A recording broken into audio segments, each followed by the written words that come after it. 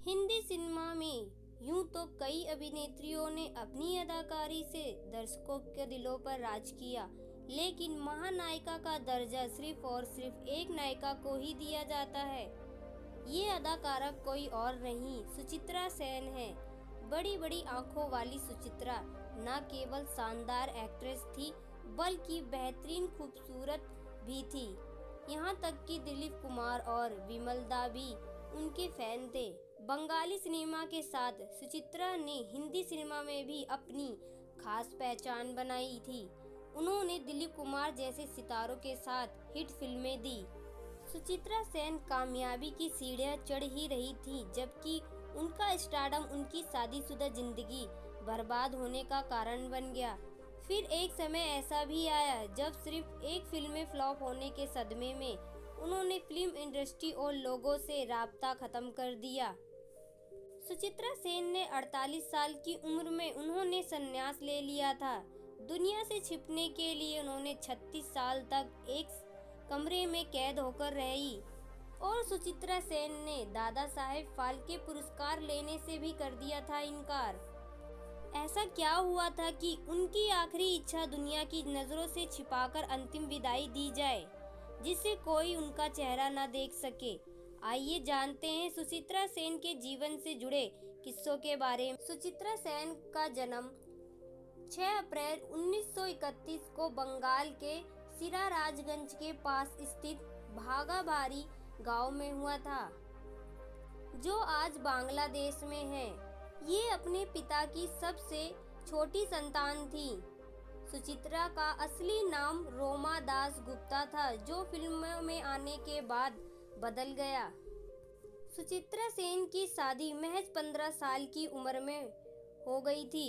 सुचित्रा सेन ने अपनी फिल्मी करियर की शुरुआत 1992 में बंगाली फिल्म शेष कोठिया से की, लेकिन ये फिल्म बंद हो गई।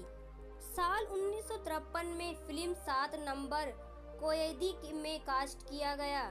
फिल्म रिलीज होने से पहले ही सुचित्रा को 3 और बंगाली फिल्में कजोरी, सारे सोतो और भगवान श्री श्री कृष्ण मिल गई थी। फिल्म सारे चतोर में सुचित्रा को उत्तम कुमार के साथ लीड रोल में कास्ट किया गया था।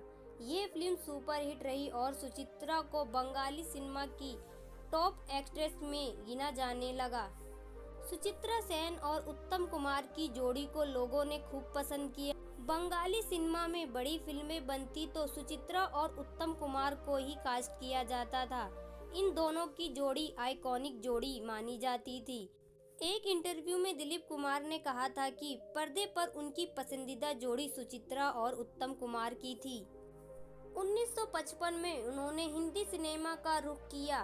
लगभग 3 दशक तक लंबे करियर में उन्होंने उत्तम कुमार के साथ 30 फिल्मों में काम किया और कई यादगार फिल्में भी दी। 1955 में बिमल रॉय की फिल्म देवदास में पारो के रोल के लिए सुचित्रा को चुना गया। देवदास की शूटिंग के दौरान पहले दिन सुचित्रा से और दिलीप कुमार की मुलाकात हुई। दिलीप कुमार की नजरें जब उन पर पड़ी तो तीखे नैन नक्श में उनका ध्यान अपनी ओर खींच लिया। 30 दिसंबर 1955 को देवदास रिलीज हुई थी। फिल्म सुपरहिट रही और फिल्म में काम करने वाले हर कलाकार को चौथे फिल्म फेयर अवार्ड से नवाजा गया था। इस फिल्म में सुचित्रा को अपने करियर के सबसे बेहतरीन रोल के लिए नॉमिनेशन तक नहीं मिला था। देवदास आंधी, बम्बई बाबू और ममता जैसी आइकॉनिक बॉलीवुड फिल्मों में भी दिखाई दी। 1963 में वह किसी अंतर्राष्ट्रीय फिल्म समारोह में पुरस्कार जीतने वाली पहली भारतीय महिला अभिनेत्री थी। सुचित्रा की कामयाबी उनकी शादीशुदा जिंदगी के आड़े आई। कहा जाता है उनके पति दीनानाथ उनकी कामयाबी और स्टारडम से खुश नहीं थे। दोनों के बीच झगड़े बढ़ने लगे। 60 के दशक की शुरुआत में सुचित्रा सेन 7 पाके बांधा की शूटिंग कर रही थी। झगड़े के दौरान सुचित्रा ने पति के शर्ट को फाड़ दिया और जब वह शूट पर पहुंची तो उन्होंने ये सीन डायरेक्टर से कहकर फिल्म 7 पाके बांधा में डलवा दिया था।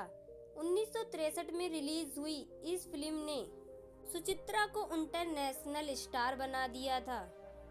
सुचित्रा और उनके पति में अनबन होने लगी और वो घर छोड़कर न्यूयॉर्क चले गए। 28 नवंबर 1970 में सुचित्रा सेन के पति का निधन हो गया। पति की मौत का एक्ट्रेस पर काफी गहरा असर पड़ा, लेकिन उन्होंने अभिनय जारी रखा। उन्होंने सत्यजीत रे की फिल्म देवी चौधरानी को ठुकरा दिया। इसके बाद सुचित्रा सेन ने फिल्मों से संन्यास ले लिया था। फिल्में छोड़ते ही सुचित्रा सेन ने रामकृष्ण मिशन आश्रम से जुड़कर सात्विक जीवन जीने लगी। चंद दिनों में ही उन्होंने घर के एक छोटे से कमरे में अपनी दुनिया बसा ली। इस दौरान भी उन्हें कई फिल्में मिली, लेकिन उन्होंने सारी फिल्में ठुकरा दी। समय बीतता गया और एक समय ऐसा भी आया जब वो कमरे में ही कैद रहने लगी।